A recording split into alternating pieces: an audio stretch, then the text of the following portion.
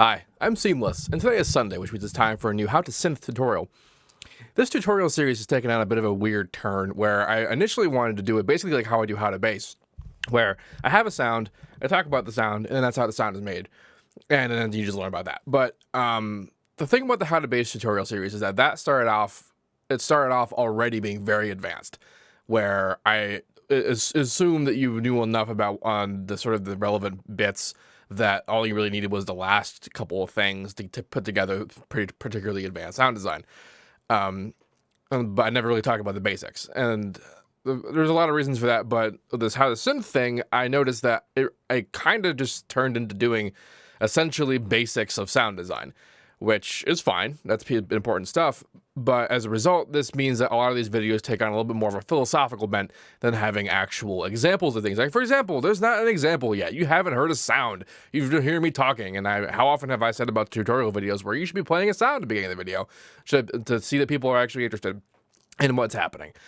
And well, if you've subscribed to me, maybe this just me talking is fine, because boy, do I ever do that. But here's the thing about today's video. It's about layering. And layering is as much a philosophical concept as it is actual practical sound design. And just about every question anyone has ever asked me about layering, the answer is almost always, it depends. And it depends on a lot, and I'll attempt to talk about all of it while I do some examples, but it's mostly still just about the ideas and the thoughts behind what would bring someone to layer and what you want to accomplish with layers, and what layering even is. So first, let's just define layers. Layering, are essentially when you play more than one thing at once. I mean, in the most very basic of ideas, that's kind of what that is. It's really, everything kind of stems from that. But there's sort of a purpose for layering. And usually what people think about when they think of layering, and they think about having a single sound, be it something simple like a supersaw. Before I play this, I'm going to disable the default limiter. I had a template once upon a time. I didn't have anything in there. But every time I update FL, it just brings it back. So layer is when you have more than one something and you do different things. I didn't want to delete it. You do different things with the more than one something to promote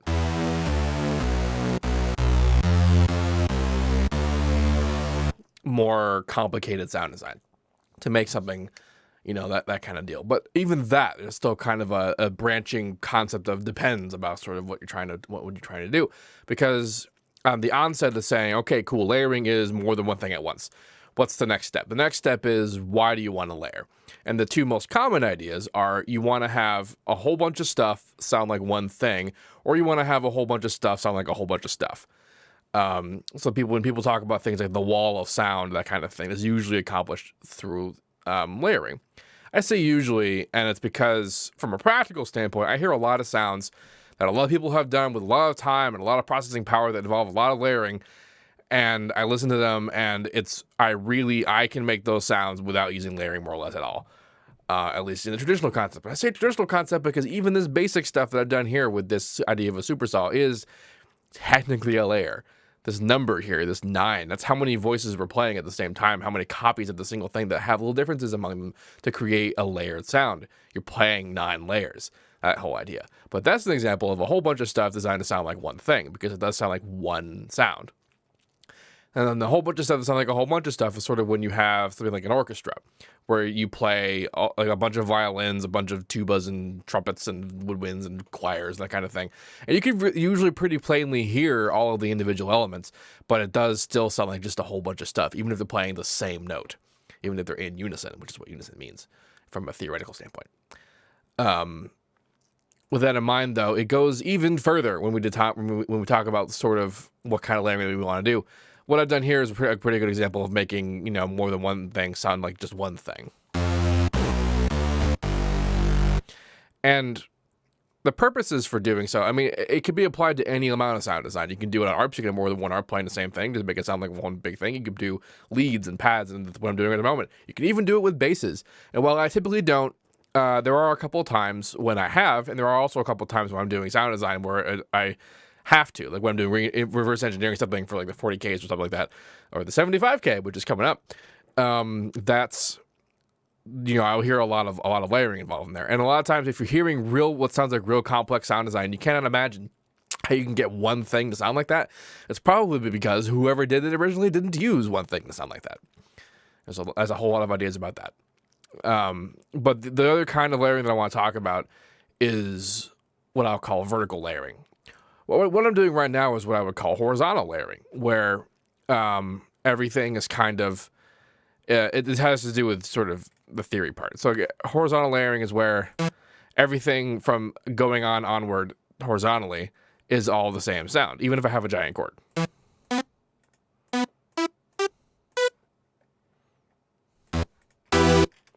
So like, you could probably see where I'm going with this when I mentioned verticality. The idea is that horizontal layering would be all of these things are all of the layers. So if I have more like, 3 or 4 different layers, the sounds making up a layer, that all of these guys are playing all 4 of them.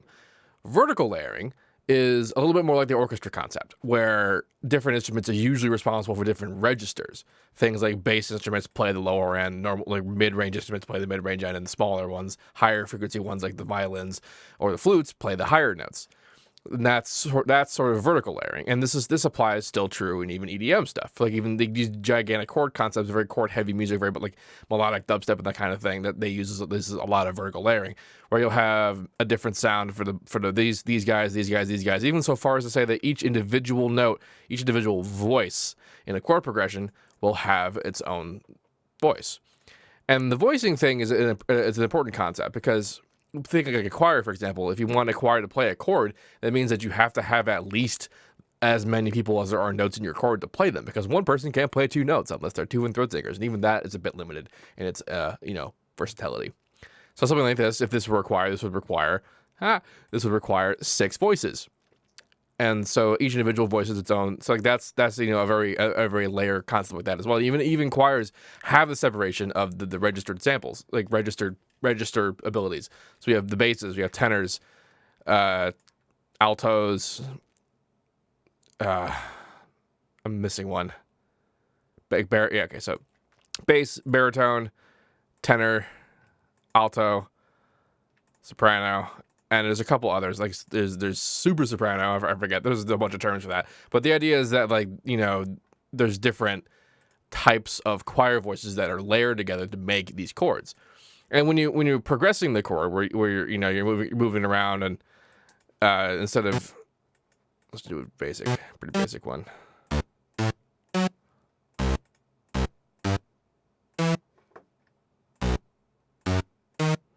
So the vertical layering way of doing this would be that this whole line would be its own synth, this whole line would be its own synth, that whole line would be its own synth. And more for various different practical reasons why you would want to do this, other than the idea that it would sound cool. The idea that you have a whole bunch of different things coming together to make one larger thing. It also has to do with mixing them. And what's another question that people come up with a lot when I talk about layering is the idea, well, how do I mix a whole bunch of stuff together? Well, that's basically still just your normal mixing idea, where you carve out conflicts into things, and you boost the what's lacking in others and that kind of stuff. But if you can individually make instruments that play only a particular register, then you can make them as such that they make sense in that register. For example, we're doing a whole supersaw thing here. Very low notes don't do super well with a very pitchy supersaw. It's just like, but they work very well with a lower amount of pitch change. Higher notes, however, work okay, just fine with the low pitch values.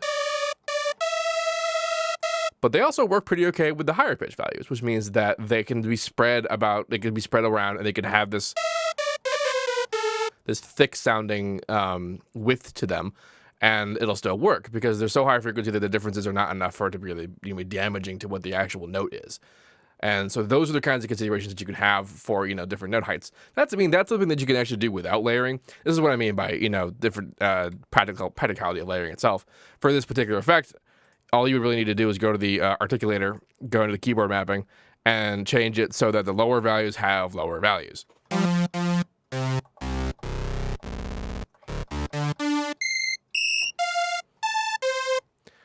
And that's all there is to that. I think it might be center value. No, okay, so it's 100% value. So the top is 100%, the bottom is 0, and when it's all the way up there, it's just a value of the note that's in between, essentially where the value is. So here's 100% and there's 0, and now here's 100% and there's 0, and that kind of thing. That's how that works out.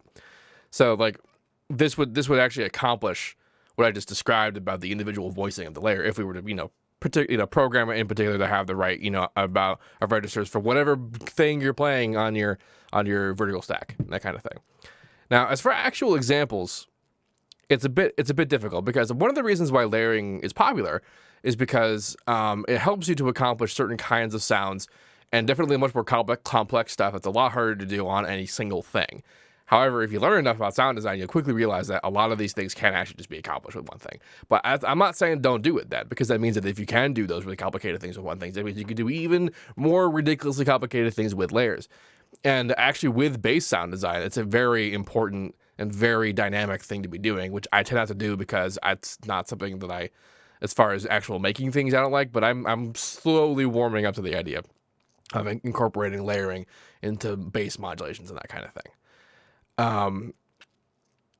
Yeah, but like the mixing part is really just the same kind of mixing as any other kind of mixing. But you do need to be conscious of a few things. For example, if you're playing, let's put a EQ in here. If you're playing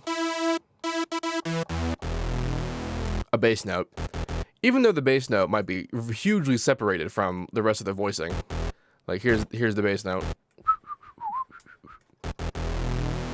and then like these are the frequencies that are involved. Notice that it basically covers the entire frequency spectrum. Certain kinds of sounds will do that, and if we didn't want to, we could obviously low pass it. But if we did want to have that sound actually be the sound, then that's the behavior that we're going to get out of it. But notice that when I play even the higher note, even a note that's like too high almost, I got the hiccups. What? Like, where is that? That's way the hell up there. And we play both of them together. We can see that the higher frequency sounds from the lower note actually do interact with the higher frequency sounds of the higher frequency note. And for the most part, this isn't going to be a big deal, but a lot of sounds actually rely on this. In fact, my track Sometime featured an experiment that was pretty early on in my discovery of this idea that I also talked about in How to Bass 15. In fact, How to Bass 15 was about that song. It was about the combination of a chord sound that I had created and a bass sound that I created that were created in such a way that they were designed to merge. The higher frequency of the bass sounds and the frequency, the regular normal frequencies of the chord sounds were at the same level, so they interacted. And this causes a lot of very interesting activity, especially if they're harmonic, which is to say multiples of each other's fundamentals. And it's really not, like it sounds like it's some kind of complicated endeavor, but it's really just not. It's basically still the same mixing idea. And if you saw like the conflict that was created here, let's use a lower one as a better example. So like right here-ish, there's a bit of a conflict because there's the mid-range of the bass, and then there's the fact that this note itself is just very mid-range. And if for some reason the conflict was too much, the headroom was too much, the peaking was a lot, and it sounded too warm or something, and it had a quality to it that you didn't necessarily like, that conflict is probably why. And then what you would do if this were two different layers, two different instruments, is that you would EQ out from the low one those particular frequencies, and then you would put in the and then the other one would fit in there like that. And this is, of course, if you're designing your individual voices for your vertical stack to only ever be at that particular range. Because if you EQ a bass and then you eventually play it high, then it's going to interfere with the kind of stuff that you create here. There are some actual solutions to that, sort of like real-time changing equalizers that fit, on every note about what you're playing. But that's a little bit more complicated than I want to be talking about in a video like this. Just for the time being, though, we can approach this idea of just regular normal mixing. By the way, if you're not familiar with what I'm talking about with the idea of regular normal mixing, I have a video in the Producer Basics. Is that what I called it? I think so. It's a play. It's been a while since I made one, but in that playlist, I have Production Basics. In that playlist, I have a video on mixing, and it's just basically about how to use EQs and how to do that, even when you don't know what you're doing. It's a good time. Anyway, I hope this has sort of demystified layers for you, and also in case, I mean, this is also, I brought up a whole bunch about the point about the idea that you don't necessarily need a layer to accomplish a sound. Like, you can use a layer to accomplish a sound, but for the most part, you can do a pretty good job even without doing multiple versions of something to just do it by itself. And I don't even necessarily mean that, that sounds kind of close, but it's not really there. It more or less will sound identical, and people will honestly think you're doing a layer, but also you technically are because you're probably using a lot of unison, which is a layer in and of itself.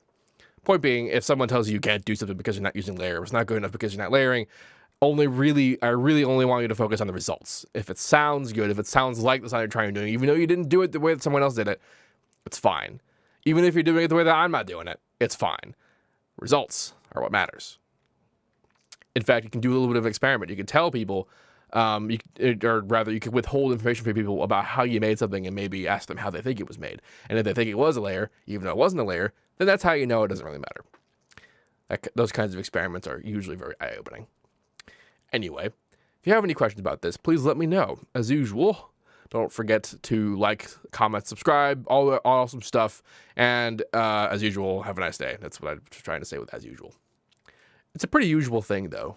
But yes, have a nice day.